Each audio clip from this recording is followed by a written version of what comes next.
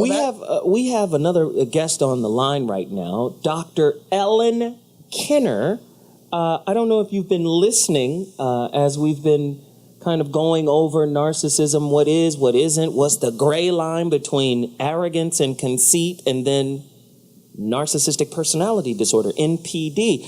Can you come in and kind of expand on what are the basic telltale signs of someone suffering from NPD and how to deal with them? From narcissistic personality disorder. Yes. Well, I have been listening to you, and I think there's a major confusion that's pervasive. And I think that I need to clarify that first. Please do. I'll do it by describing the narcissist person. The narcissist person is a person who might be very charismatic, they may be charming, they may love bomb you, they may seem really nice, but they're very empty inside. They've never built genuine self-esteem. And because they don't have genuine self-esteem, what do you have to do if you don't have the real thing? You fake it. Fake it till you make it, yeah.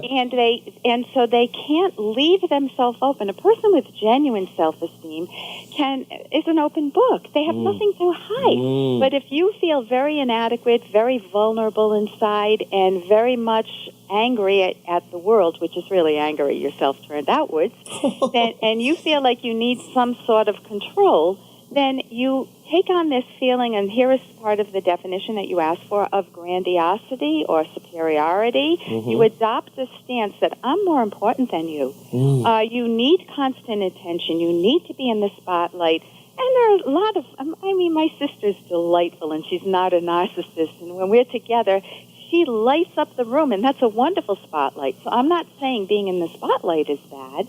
It's that making it so that nobody else is visible, psychologically visible.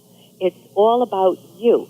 And you need to show off. You're actually very envious of anybody who has genuine self-esteem. So you try to put them down, subtle put-downs. And you feel like the world owes you. And you know, what else do? You exploit others, and you don't have any empathy. So those are when we talk about narcissism, those are the key factors that you're looking for. Dr. Ellen, that sounded very nice, but it also sounds like part of the human condition. And can we justify those things collectively as a disease, as a mental disorder? Well, you know, you're talking about how they group people into categories. You know, you've got anxiety disorder, you've got depressive disorder. I'm a different type of psychologist. I recognize what they call nosology, all these different categories, and they do have a function. I look at every individual as an individual, not as a collective. And I will judge a person who comes in. Sometimes someone comes in from a very bad family, and voila, you've got a lovely person who's trapped in a very bad family. Wow.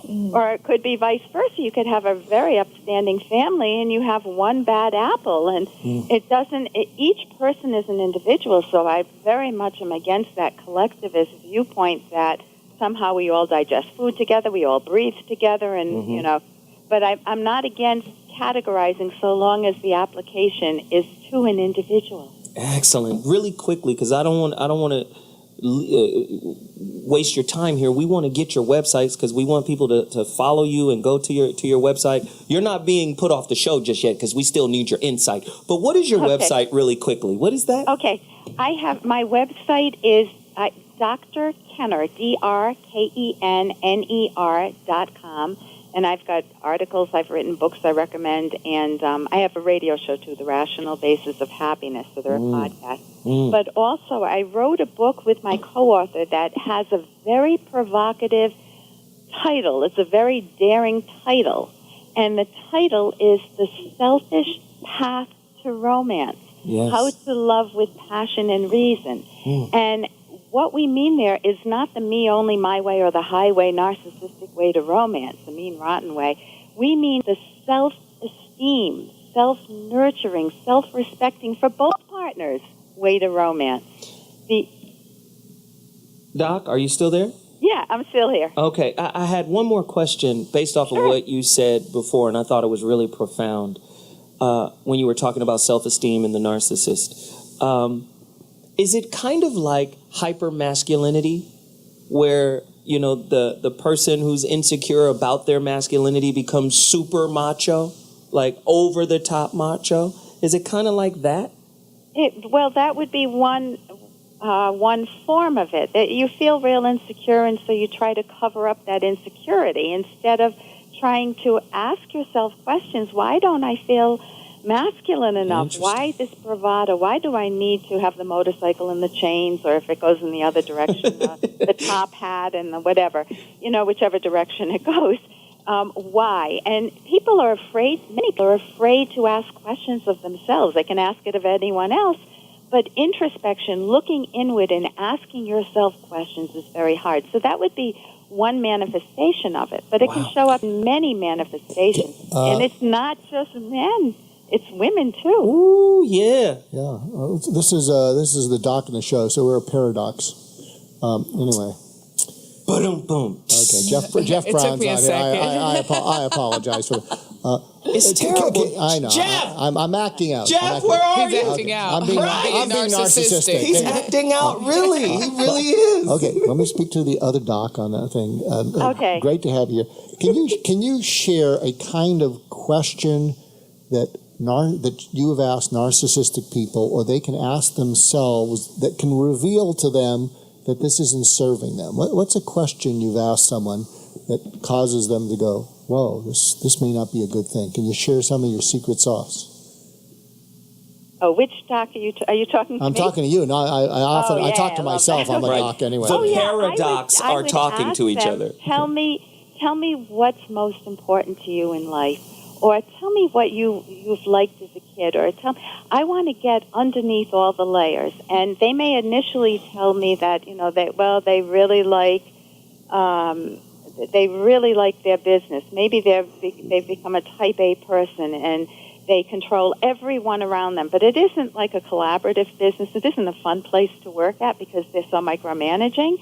And say, tell me what you like about that. And you do something that's called the downward arrow technique. Oh, good. Whenever answer is given, you say, and tell me more about that. So tell me, and where did that come from? It sounds like you really like to be in charge and be in control. And tell me a little bit more about that. Well, you know, I felt, I don't know, you might get a few layers down. I felt out of control as a kid, and I promised myself I'd always be in control. And tell me, how does that work for you? You know, you could go in a different direction, too. But you keep pursuing their own thought path, so it's not you lecturing to them. It's you guiding them on their own self-discovery to the point where you're uncovering some of their modus operandi, their core premises, their core ideas that drive them. But you have to do that in a context. I never try to take away a person's what's holding them up initially, the props, until I help them see the possibility of building self-esteem genuinely. That's wonderful. What's it called? The downward spiral? It's called the downward arrow technique. Downward arrow technique. You take the answer they first give you and tell me more about that, and tell me a little bit more about that.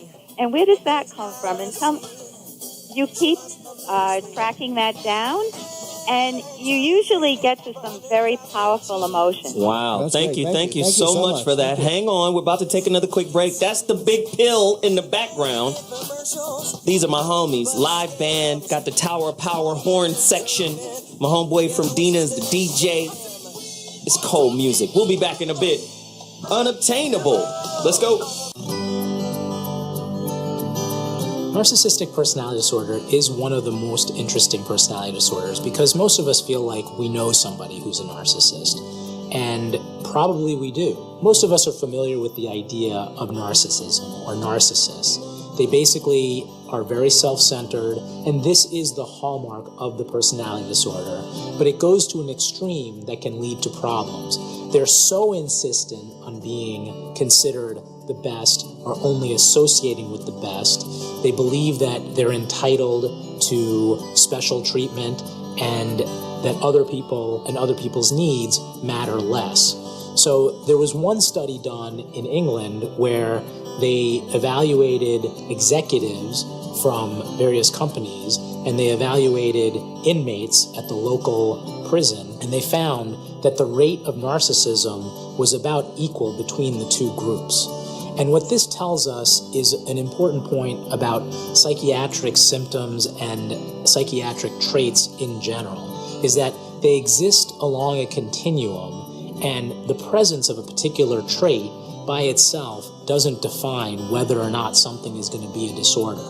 People can use particular extremes or particular traits and make it work for them and actually be quite successful. And often it's believed that for certain executives, a certain level of narcissism can actually be a good thing. Unfortunately, it often makes these people difficult to work with, and it's not a good thing for the people who are around them.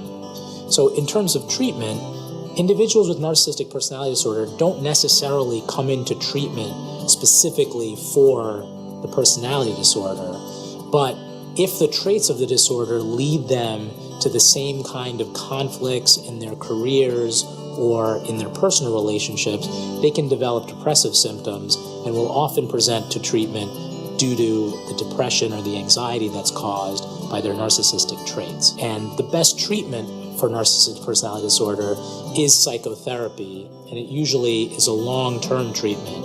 But in general, individuals who do stick with treatment can improve. And that is the main point. Unfortunately, many individuals with narcissistic personality disorder can't tolerate the treatment and usually drop out of treatment before they've had any significant improvement.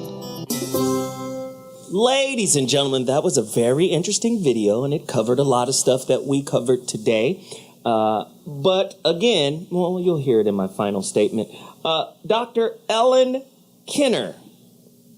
Yes. You're still with us, yeah? Yes, of course. This is a great, great, great show today, and I really appreciate all of the information you've shared with us. Help me to understand something really quickly. If you're in an intimate relationship or marriage with someone and you discover that they are a narcissist, like they suffer from NPD, do you throw the baby out with the bathwater, or how do you heal the relationship or fix the relationship or cope, or how do you deal with that kind of person?